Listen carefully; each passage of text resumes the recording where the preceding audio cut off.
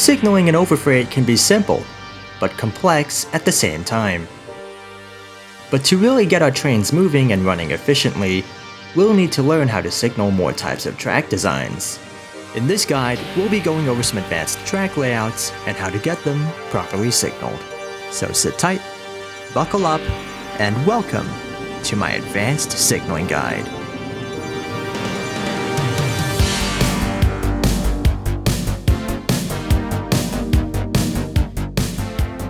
I'm Amashia, and this is part 2 out of 2 for my signaling guide series. If you're new to Overfreight and don't know how signaling works yet, I highly recommend checking out my basic signaling guide first before looking at this advanced one.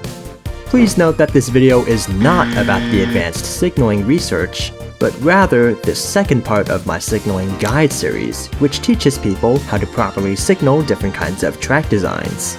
Today, we'll be covering a few more topics that wouldn't fit for the basic signaling guide. Signaling more than 2 lanes, signaling intersections/junctions, and signaling advanced industry layouts. With that, let's get to business.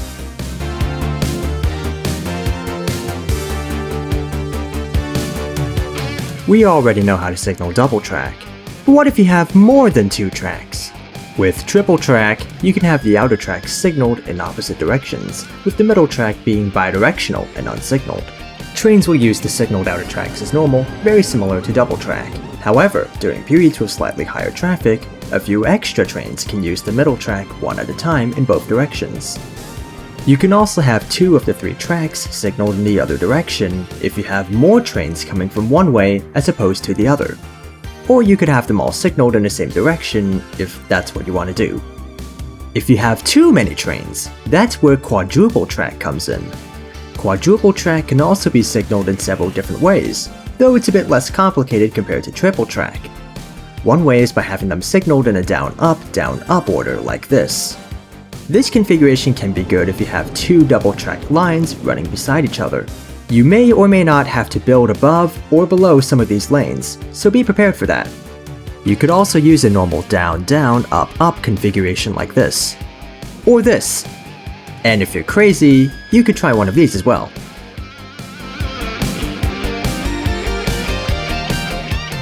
Let's start with level junctions like this one. Level junctions are quite easy to signal. All you need to do is signal both of the diverging lines like you would with regular track. One track going one way and the other going the opposite way. This is where it gets different though. You don't want to use any signaling modes on these inner tracks here, because this is where trains need to wait and take turns. If you signal these tracks, they could possibly cause gridlocks, and your trains won't be able to move, which we don't want. Here's what a level junction like that looks like in action. You can see how the trains wait patiently for their turn. You can also use this method to signal double lane Ys, like here. Or whatever the hell this is. And if you have a diamond crossing like this one, the case remains the same. Keep the inner tracks unsignaled, though you're probably better off making a bridge instead. Every industry layout normally has a path for entering trains and a path for exiting trains. At this freight terminal, I have 2 lanes for entering trains and 2 lanes for exiting trains. The entering lanes each have their own path to all 8 platforms, granting trains access to each one. Same goes for the exiting lanes. Trains can switch onto them from any platform, as there is an exiting path available from all of them. However, if your trains are entering weirdly using parts of your exiting paths, you could try signaling them. Unlike entering paths, exiting paths don't require the trains to choose a platform since they're already leaving the station. Signaling these can also let your trains exit a bit easier and not wait as long, although your entering trains might need to wait a bit longer. But what about loop setups? With loop setups, it's pretty straightforward. Keep the diverging tracks unsignaled, just like what you'd normally do with other industry layouts. As for the exiting side of the industry, you can choose whether or not you want to signal it with the one-way setting. Though I highly recommend doing so since it'll let your trains leave a lot faster and flow smoother. Now let's see what happens if you try signaling the switches near an industry. Trains react to signaled switches as regular lines instead of going one at a time, so they can occasionally choose platforms incorrectly and block the tracks for a small period of time, which can be quite irritating. This is because when the track is vacant, the trains treat the paths as a multiple train line, so they usually won't stop to choose an available platform. It can happen with any kind of industry layout, so be careful and make sure that you signal everything correctly. Quick note, if you had a signaled track before but modified it later by making switches, adding new tracks, or rebuilding some of the track, be sure to double check your signaling and correct it if you need to. And with that, our signaling guide series comes to an end.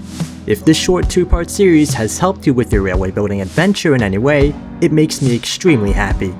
This is only my second Overfreight video of many, and I'm really excited to make more content for you all. I bet you don't want to miss out, so please consider subscribing and turning on those notifications to stay up to date. I've got plenty of ideas already, but don't feel shy to leave some ideas of your own down in the comments. And of course, if you're still confused or having trouble with signaling, you can leave a comment as well, and I'll try my best to reply. I read my comments often. That's it for today, folks. I'm Maguire, thank you so much for watching, and I'll catch you again really soon.